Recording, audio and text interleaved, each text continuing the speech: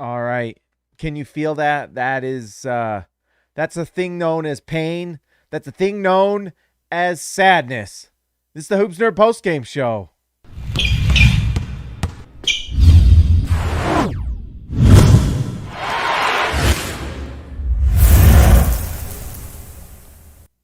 Guys, that was rough. I don't know how long this is going to be tonight because as a Jazz fan, I feel sadness. But for the Clippers fans, we're going to talk about the Clippers and just give them their due. They were amazing tonight.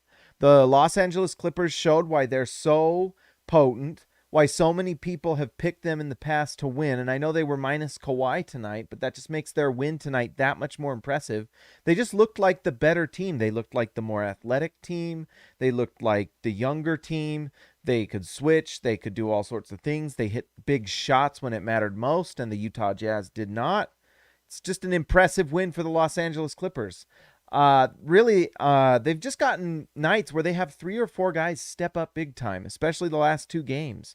Tonight, obviously, number one, you have to talk about Paul George, who was just a beast, just an absolute monster, and took out the Jazz like an absolute stud for them. He was 12 for 22 from the field, just 3 for 9 from 3, but he scored 37 points. He grabbed 16 rebounds and put out 5 assists.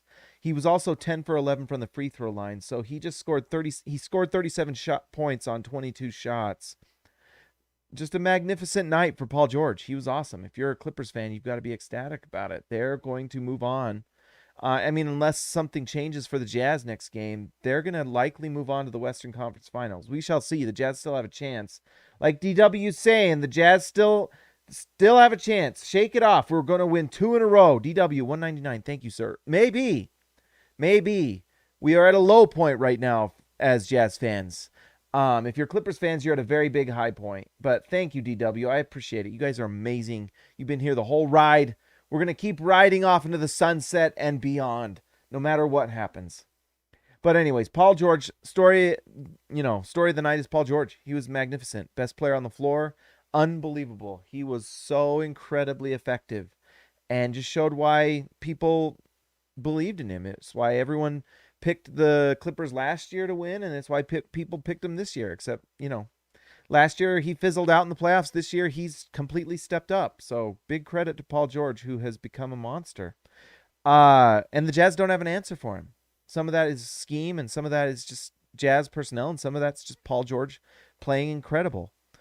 You had a big night from Marcus Morris. Marcus Morris was 10 for 16 from the field. That's monster.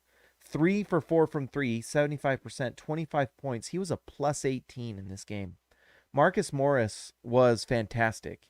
Him and Paul George both played 40 minutes. They played the exact same amount of time, 40-25, so they were obviously on the floor together for their entire times on the floor. That's interesting. But Marcus Morris, you got to give him credit. He was fantastic. That offense from them tonight was incredible. Terrence Mann had a big night. That monster dunk on Rudy at the end, which broke my soul. 13 points. He was only 1 for 5 from 3, but plus 15. He played good defense. He had 2 assists, 2 steals. Terrence Mann's a nice athlete on the floor. He does some nice things. DW, thanks again. 199. Peaks and valleys. The highest peak is next. Let us hope, DW. Let us hope. And then there was one other guy that was just fantastic. It was Reggie Jackson. Reggie Jackson's been a beast this series. Let's see. 8 for 15 from the field, 3 for 8 from 3 for 22 points. He's just been a monster. And really the story of it for the Clippers is that they just hit big shots at the end of the game. They hit big time shots. And the Jazz didn't. They didn't. The Clippers also only missed 4 free throws in this game. It's impressive stuff. Only 4 free throws missed for the Clippers. 21 for 25. The Jazz missed 8. 19 for 27. That's clutch stuff from the Clippers. It's clutch. Just all around nice night from the Clippers, who just put in a big game. They just flat out beat the Jazz. 100%. And this is without Kawhi Leonard, by the way. That is painful. Jordan Crabtree, $7, Jazz and 7. $7 for Jazz and 7. I like it, Jordan. And thank you. I appreciate it. It dulls the pain a little bit, Jordan. So thank you. I appreciate you very much. It's now time to talk about Manscaped. Uh, this might be the saddest Manscaped you ever heard, ever. But guess what? Manscaped is still amazing. No matter what happens with the Jazz, you get an incredible deal with the HoopsNerd20 promo code. So just remember that. You may be sad about the Jazz loss, but you can be happy about your male grooming needs. Summer's coming. Are you ready to unveil your beach bod? You're in luck. Our friends at Manscaped just launched their 4th generation performance package, which includes the Lawnmower 4.0. You heard that right, the 4.0. Complement your summer bod with a trim from the leaders in male grooming. The sun is shining and calling your name, fellas. Join the 2 million men worldwide who trust Manscaped and get ready for hot guys summer. That's right. It's not just hot girl summer. It's hot guy summer time. By going to manscaped.com for 20% off plus free shipping with the code HoopsNerd20. That's HoopsNerd20.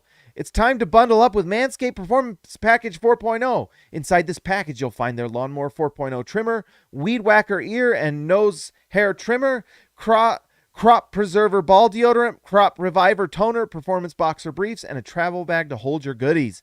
Guys, it's actually amazing. I love the trimmer. It's actually great. Fantastic. I mean, I'm honestly going to use it for the rest of my life because these products work really well. They're worth it. Go buy them. You guys are missing out, and you get 20% off and free shipping. It's legitimately fantastic.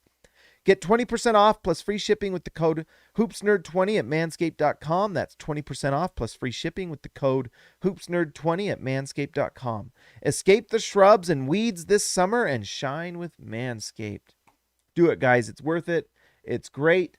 It's fantastic. DW 199, Jazz in 7. DW, thank you, sir.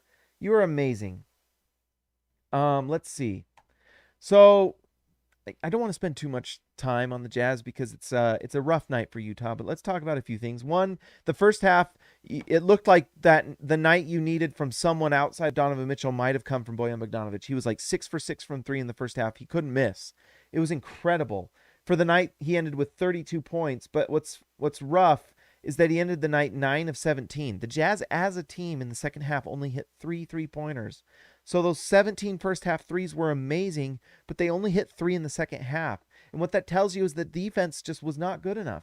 The Jazz could not get stops consistently. They made boneheaded plays. They had boneheaded turnovers. They really did not play well. They were not urgent enough. And I don't know if it's a coaching thing with that or if it's just the players or what, but they just weren't good enough. The defense was just not good. I love Royce O'Neal, and he made some really nice plays tonight. We can talk about the bad, but you got to also mention the good. He made some nice rebounds. He had some steals. He made some nice plays. He also made some really boneheaded plays. He had that one play where he had an open 3, and instead of taking it, he drives to the paint and then causes a turnover that causes the ball to go out of bounds or whatever it was. I can't even remember, but him just driving to the lane and then just kind of doing nothing with it and hoping someone opens up for 3 is brutal. Take the open 3, Royce. At the end of the game, he missed 2 open 3s in the corner. Brutal. Well, the last one wasn't open, but he had one that was wide open and just missed it. Just terrible. You have to hit those shots to win games. You miss those shots, you lose, and that's why role players are so important in the playoffs. Those guys win you games because they either hit their shots or you don't. The Marcus Morrises and the Reggie Jacksons either hit 3s or the Royce O'Neals and the Joe Ingalls missed them. And that's kind of what happened. Joe Ingles, by the way, 1 for 5 from 3. Wide open, corner 3 at the end of the game. And he missed it. It's brutal. It's just brutal. You can't say it any other way. Cook it up, ZZ, $7.99. Thank you, sir. Thank you very much. The Jazz need Otto Porter. What do you think? Do you think he's available and would sign with us? I love Otto Porter. You guys know this. I love Otto Porter. He'd be great because you get defensive intensity with him. He can rebound. The only issue with him is health. But I'd be down with Otto Porter. Cook it up. That's right. Cook it up. I like the suggestion. So you know what? Pretty soon here we might be talking about off-season moves for the Jazz because if the Jazz play like they did tonight and they're not clutch like they were tonight, we might be talking about Otto Porter. We shall see. Obviously, the other story for the Jazz is no Mike Conley. But you know what? It is what it is. The Clippers didn't have Kawhi Leonard. You have to figure out a way to play, and you've got to have a coach who figures out ways to take advantage of that. And the Jazz did not have any sort of game plan tonight that seemed different to me. And then one thing that I did like from Quinn Snyder is he at least played Rudy Gobert 41 minutes. At least Rudy Gobert was on the floor for most of this game, unlike last game. Rudy had a nice night, to be honest. Rudy Gobert tonight, 6 for 8 from the field, 17 points. In a whatever it was loss, an 8-point loss, he was only a -4. The thing that's tough is those 6-7 minutes from Derek Favors that he was on the floor, 6 minutes 27 seconds, he was -7. So 6 minutes -7 from Derek Favors. Brutal. That contract looks so terrible now because now it's 3 years of that. Luckily, it's a third-year option, I believe, but that might be a player option. We'll have to see. Hopefully, that's a team option, but if it's player option, whew, that's rough stuff, man.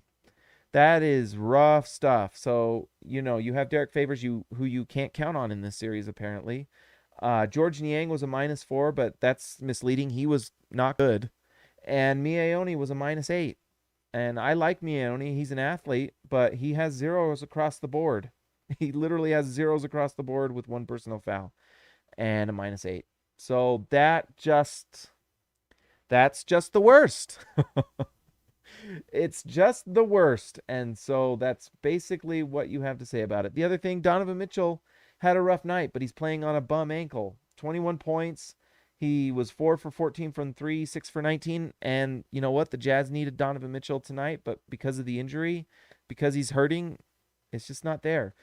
Jordan Clarkson played 29 minutes tonight. He scored 15 points. He actually had an efficient night shooting, but it wasn't enough for the Jazz. Really rough. That 1 for 5 from 3 from Joe Ingles is really, really rough. It's really rough. And the Jazz have no answers. That's it. They have a rotation of 1, 2, 3, 4, 5, 6, 7, 8, 9 guys. Quinn's playing 9 guys in a playoff game. I guess that's what we do. Luckily, it's really a rotation of 1, 2, 3, 4, 5, 6 guys at this point because 3 of the guys were playing 8 minutes or less. You miss Mike Conley dearly, but the Clippers don't have Kawhi, so what are you going to do? Timothy Deinhardt, I'm a cry. Me too. It's rough. It's really bad. Absolute shambles if Conley doesn't come. Yeah, and you know what? From the news today that he retweaked his ankle 3-4 days ago, suffered a setback. I don't think he's back. Utah's going to have to figure out a way to beat the Clippers in this next game, but the Clippers have figured out everything that Quinn Snyder's throwing at them. We complained about not having Bojan last year, and we had Bojan this year, but no Mike Conley now. It's a lot of pain. It's the pain train on this channel. Guys, you know what? Normally I would go a little longer, but tonight it's rough. It's a tough loss. There's not a lot else to say. The Jazz just didn't really play well. The Jazz also didn't make any moves in the trade deadline that were of any sort of note. The Jazz traded for Matt Thomas. The Jazz drafted Udoka Azubuike. The Jazz did not make a move in trade deadline and looked incredibly slow and old, and it showed tonight. And the Clippers look long and athletic and are just kind of dominating in a lot of different aspects. DW 199, Jazz in 7. I agree. Still possible. This ain't over. It's not over until they win 4. But man, it's tough stuff right now, guys, for the Utah Jazz. If you're a Clippers fan, you got to be pretty excited. Pretty excited. If you're the Jazz, you got to figure out something. There's got to be some sort of game plan. Maybe get the ball in Joe Ingles' hands more. Maybe figure out how to get Donovan Mitchell playing off the ball. I don't know, but it's not what the Jazz are doing, and it's tough. It's tough. Maybe play Rudy Gobert 46 minutes, 45. I don't know. You've got to do something. Desperate times call for desperate measures, guys. Desperate times call for desperate measures, and that's what you got to do. So play Rudy Gobert. Figure out something else to attack this team, and hopefully the defense shows up next game. Hopefully Royce O'Neal has a monster night. We talked about that. The Jazz need big nights from Royce O'Neal, and it's been streaky. At times good, at times not. So we'll see what happens. Guys, that's all I got tonight. You guys are incredible. Let's give a shout out to our all-stars because these are the ones that make it happen and make this channel so much fun. And by the way, these lows will not be lows forever. We still have a chance to come back as Jazz fans. Still a chance. We'll see.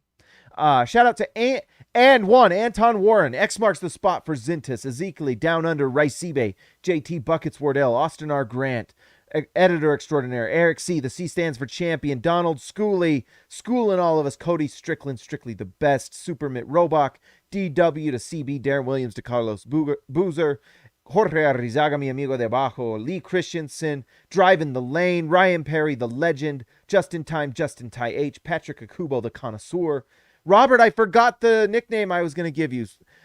Dominant Robert Hall. I forgot what I found something and then I forgot.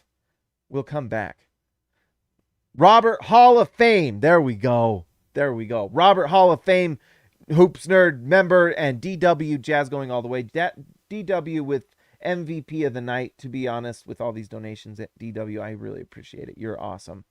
It's a sad one for Jazz fans. It's a sad one for me. It's a happy one for Clippers fans. We'll see what happens. Just to be honest, I hope Kawhi doesn't have a bad injury because you know what?